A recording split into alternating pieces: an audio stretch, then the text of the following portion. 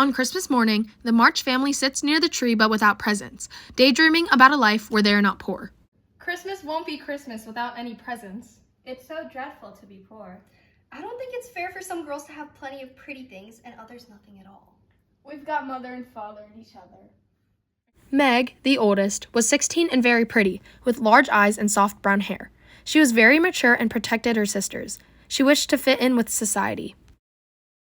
15-year-old Jo was your typical tomboy, who loved being independent but had a nasty temper. She had great ambition, for she wanted to be an amazing writer. Beth was 13 and incredibly shy and timid. Her father's nickname for her, Little Tranquility, seemed to be the perfect fit as she lived in a tiny world of her own. And although the youngest, Amy presented herself as a fine maiden. She dreamed of being wealthy and rich and loved luxurious things. Girls, father has written a letter. Mr. March had been drafted into the war, despite his old age, and the girls missed him deeply. Come now, girls. Give them all my dear love and a kiss. Tell them I think of them by day, pray for them by night, and find my best comfort in their affection at all times. I know they will remember this and be loving children, will do their duty faithfully and conquer themselves so beautifully that when I come back, I may be prouder than ever of my little women.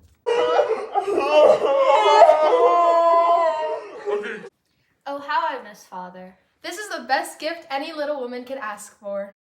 On New Year's Eve, Meg and Jo are invited to a party. So what do you want to do? Okay, bye.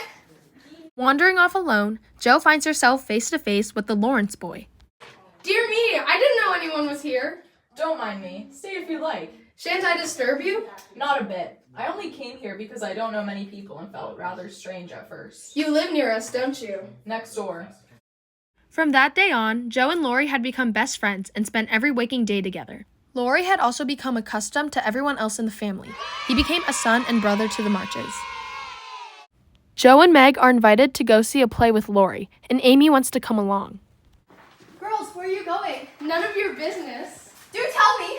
We are going to the theater, but Lori only invited Jo and I. Oh, but this isn't fair! Please let me go! If Amy goes, I shan't. And if I don't, Lori won't like it. It will be very rude for her to invite herself.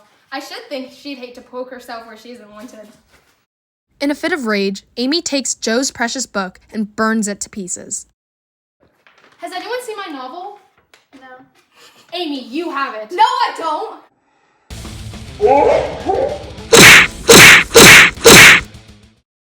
To stay away from her sister, Jo goes ice skating with Lori. Amy follows them, fighting for Jo's forgiveness. Jo, wait! Amy falls through the ice, and Jo and Lori save her. After realizing that family is more important than fighting, Jo and Amy reconcile, learning that they both have acted immaturely. A few days later, Jo came with great news. Her first ever story got published in the paper, kicking off her career as a writer.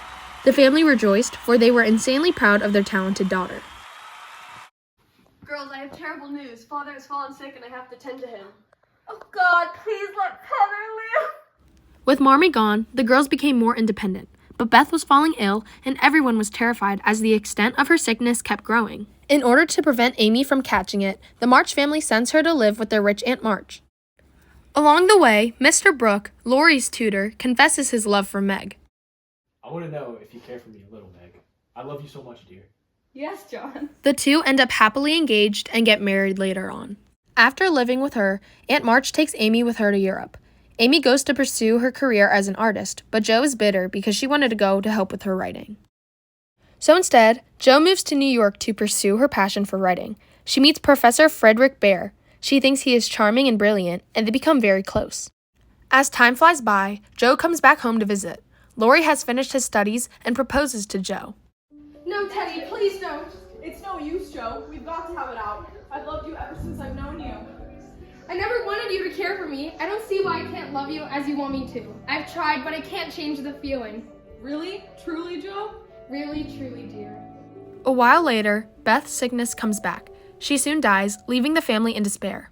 Amy finds out about Beth later on as she is in Europe, where she and Lori fall deeply in love. Jo feels lonely as Beth is now gone, and both of her sisters are married.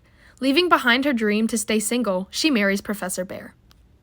In the end, the family is happily together again. Amy and Lori have a daughter named after Beth, Meg and Mr. Brooke have twins, and Jo is given Aunt March's property and turns it into a school. The little women have fully grown and are not so little anymore.